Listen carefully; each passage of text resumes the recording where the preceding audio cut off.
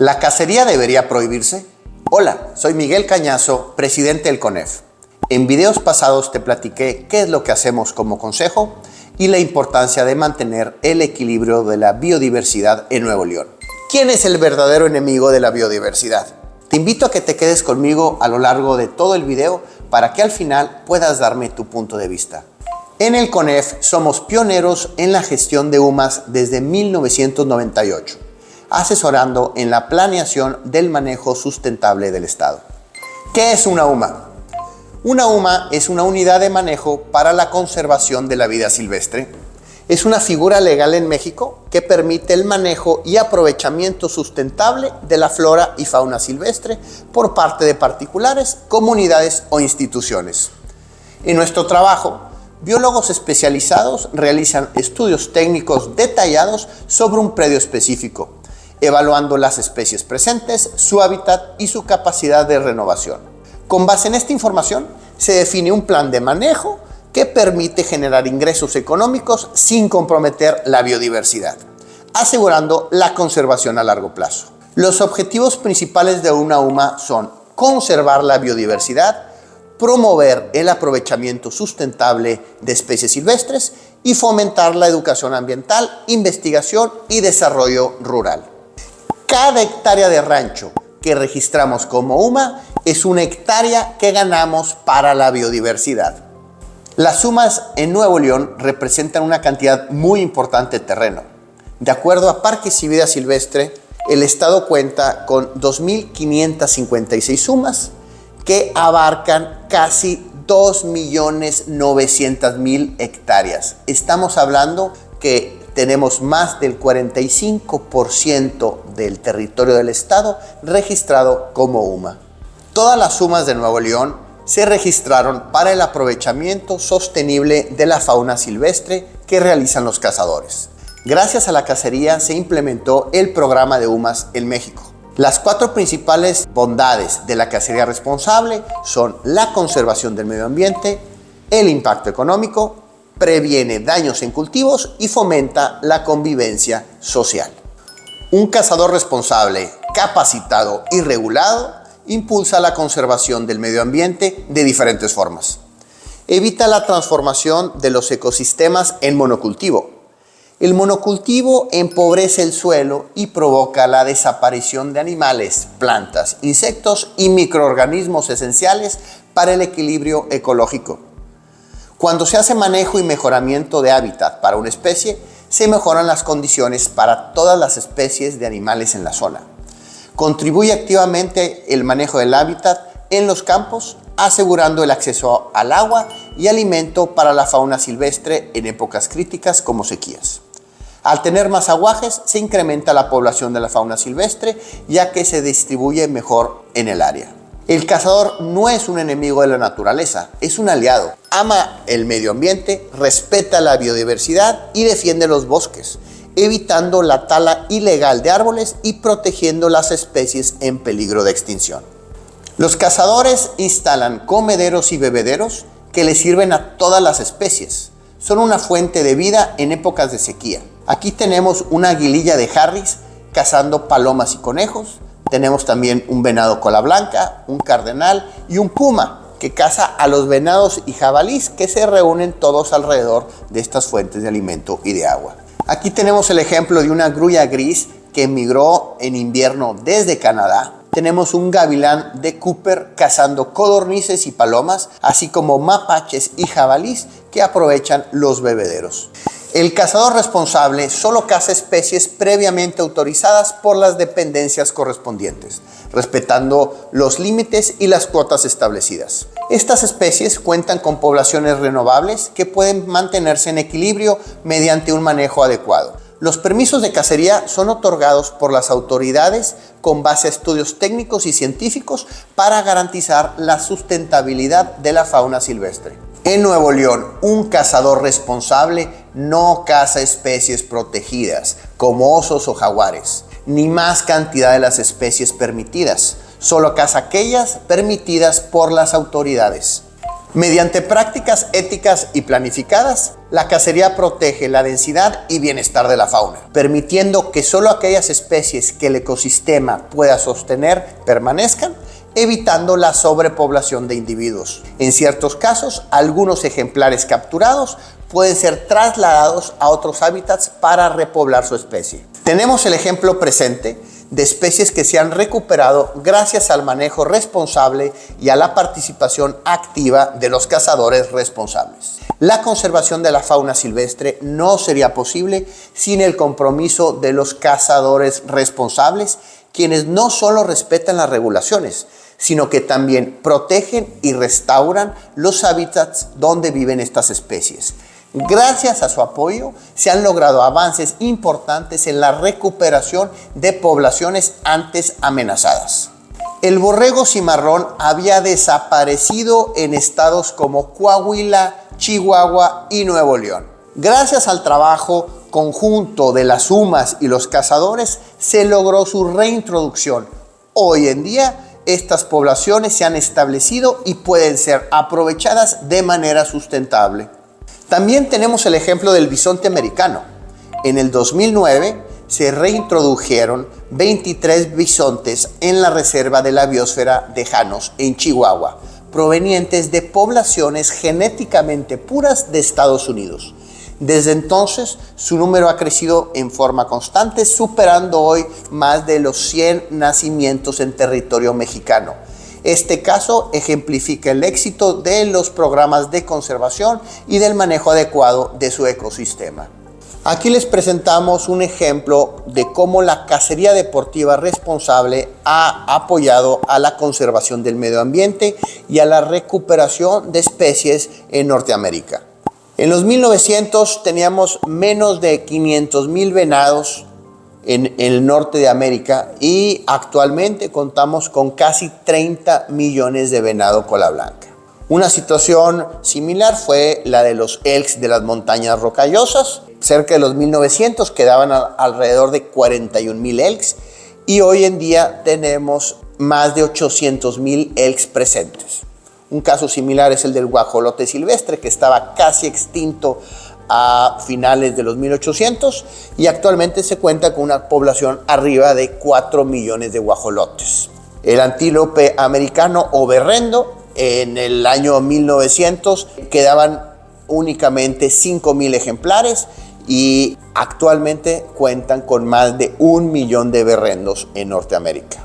Es un caso similar el del ganso canadiense, que ha más que duplicado su población en los últimos 50 años, o el caso del pato del bosque, que de tener una población menor a los 5,000 ejemplares en 1920, hoy se encuentra fuera de peligro. La cacería responsable genera un impacto económico importante en las áreas rurales. No solo es una herramienta de conservación, sino también un motor económico clave en estas zonas donde la gente tiene pocos ingresos, ya que genera empleos, activa el comercio local y crea cadenas de valor sostenibles. El impacto económico ocurre gracias a los gastos principales que realiza un cazador responsable. Número 1. Tenemos permisos y licencias de caza. Con la compra de cintillos y autorizaciones oficiales, representan un ingreso directo para dependencias como Parques y Vida Silvestre de Nuevo León, quienes destinan estos recursos para la protección de los ecosistemas y de su operación, incluyendo a la Guardia Forestal. Número 2. Para llevar a cabo la actividad cinegética, un cazador incurre en los siguientes gastos de operación en campo. Mejora el hábitat, que implica rodillos airadores, pastas o la construcción de caminos o presas para mejorar la zona. La renta de ranchos o parcelas. El alimento para la fauna, ya sea proteína, maíz o minerales. El abastecimiento de agua de los bebederos para fauna, así como las presas. Comida para los cazadores y acompañantes también son una derrama importante en las zonas rurales. Se gasta también en gasolina, en ropa, en equipo especializado, así como en sueldos de vaqueros y ayudantes, sin que se nos pasen por último los tiros que se necesitan para la actividad. Aquí tenemos una tabla que nos muestra la derrama económica que generan los cazadores en el estado de Nuevo León. Por venado cola blanca generan 385 millones de pesos, por pecarí de collar 23 millones de pesos, por las palomas 10 millones de pesos, por el guajolote silvestre son 4 millones y medio de pesos y de animales exóticos son 21 millones de pesos.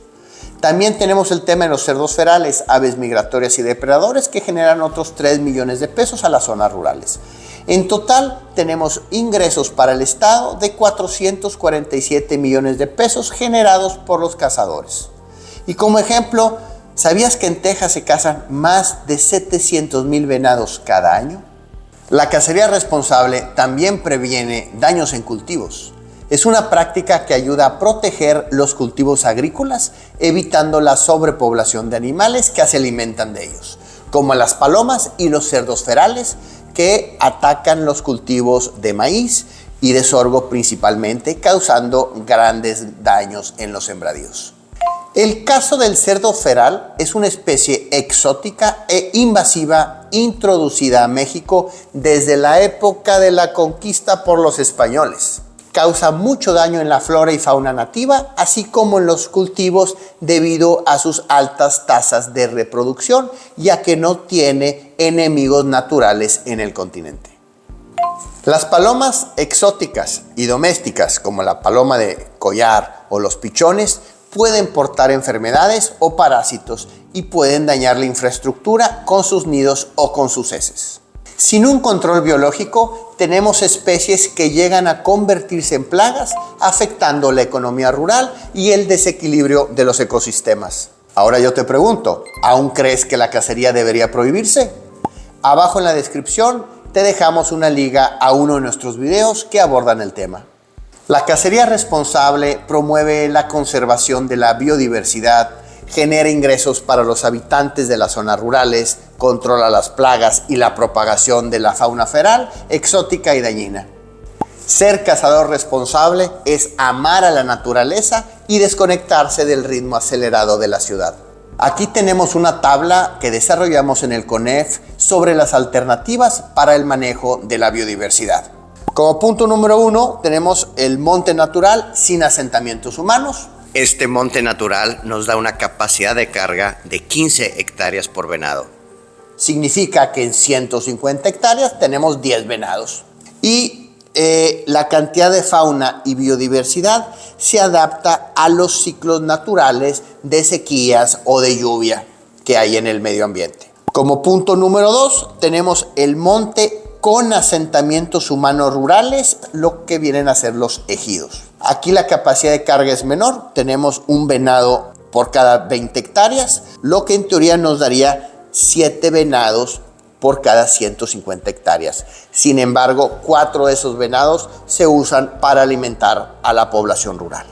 Con esto nos damos cuenta que disminuye en un 70% la cantidad de fauna y biodiversidad que tenemos en la zona, principalmente por los animales que se usan para alimento, por el sobrepastoreo por exceso de ganado y por la tala de árboles para leña. Como ejemplo número 3 tenemos las sumas, que son los ranchos cinegéticos con manejo de hábitat, con aguajes y con apoyo de alimentos y sequía en épocas extremas. Aquí tenemos una capacidad de carga de un venado por cada 10 hectáreas, lo que significa que cada 150 hectáreas tenemos 15 venados. Aumenta 50% la cantidad de fauna y biodiversidad que tenemos en las sumas comparados con el terreno natural sin asentamientos humanos. En el punto número 4 tenemos el monte desmontado, que se requiere para el monocultivo, para la industria o para la vivienda. Este monte desmontado tiene que ser en espacios muy definidos, muy confinados, muy finitos, para que no se extienda más de lo debido y poder cumplir con los objetivos de desarrollo sustentable de la ONU. ¿Quién es el enemigo de la biodiversidad? Serán los montes con asentamientos humanos rurales y carencias extremas, serán los ejidos. Ahí hay sobrepastoreo, furtivismo, se comen a la fauna silvestre y hay una tala inmoderada para hacer leña. Salvo en algunas excepciones, la gran mayoría de los ejidos tiene estos problemas, pero es por falta de conocimientos y por la falta de oportunidades de generar ingresos. Ellos no son los culpables. hay que ayudarlos y asesorarlos en el aprovechamiento de los recursos naturales. En el CONEF apoyamos con capacitación técnica a los ejidos del sur de Nuevo León para convertir en UMA sus terrenos, mejorando la biodiversidad para poderla aprovechar de manera sustentable. El culpable será la vivienda. La población del área metropolitana de Monterrey tiene 5.2 millones de habitantes. Entre los ciudadanos que crecen, se casan o se divorcian, se requieren 32,000 viviendas nuevas al año. La pregunta importante es, ¿en dónde las queremos hacer? Tenemos que definir eso como política de crecimiento. Requerimos vivienda sustentable y asequible. Los departamentos son más sustentables que las casas, reduciendo el impacto en los ecosistemas naturales. Tenemos que impulsar los desarrollos verticales con áreas verdes y amenidades. En las ciudades de primer mundo está bien definido dónde termina la mancha urbana y están poblados con edificios de mediana altura entre 3 y 7 niveles. Tenemos que cambiar nuestra mentalidad. La gente rechaza la construcción de edificios cerca de sus casas. Deben de entender que esos edificios están evitando que se pierda biodiversidad en la periferia de la ciudad. Entonces, el culpable será la industria, pero requerimos de una industria sostenible y amigable con el medio ambiente, que genere empleos y productos. Se requiere una refinería con filtros que no contamine, así como cuidar todas las emisiones de las industrias. El culpable será el monocultivo. Requerimos alimentos suficientes para una población en crecimiento.